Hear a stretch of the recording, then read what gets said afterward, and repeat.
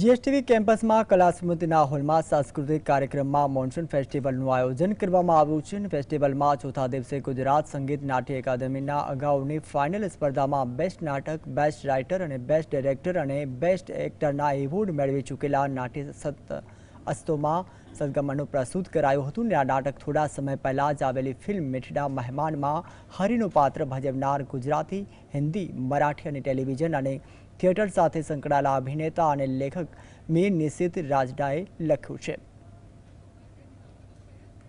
કે વાહ, it is a pleasure કે એ લોકોએ અમને ઇન્વાઇટ કર્યા, કારણ કે અહીંયા જે પણ એક્ટિવિટી થાય છે બહુ પ્રેસ્ટિજિયસ અને બહુ એના બધી જગ્યાએ પ્રતિસાદ બહુ સારા હોય છે. તો એનો એક ભાગ બનવાનો અમને મોકો મળ્યો એ બહુ અમારા માટે સૌભાગ્યની વાત છે.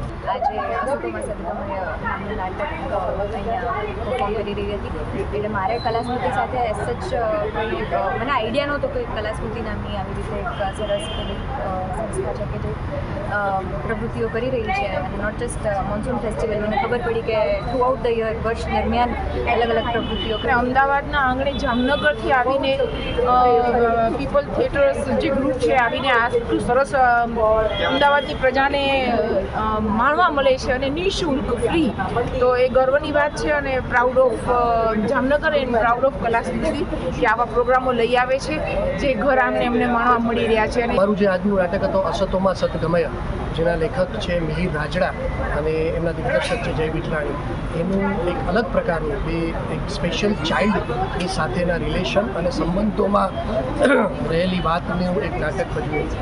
મજાની વાત એ છે કે કલાસ્મૃતિ એક પરિવારની જેમ અમને સ્વાગત આપ્યું છે, એક પરિવારની જેમ એમની સાથે જોડાયા. ઇવન ફ્રોમ થિયેટર પીપલ આ નાટક અમદાવાદ સુધી પહોંચાડવા માટે થેન્ક યુ કલાસ્મૃતિ મોન્સૂન ફેસ્ટિવલ કે આ નાટક અમદાવાદ સુધી લેવા માટે. ખૂબ મજા આવી. એવી મોમેન્ટ છે કે જ્યાં તમને હસતા હસતા રડવું આવે.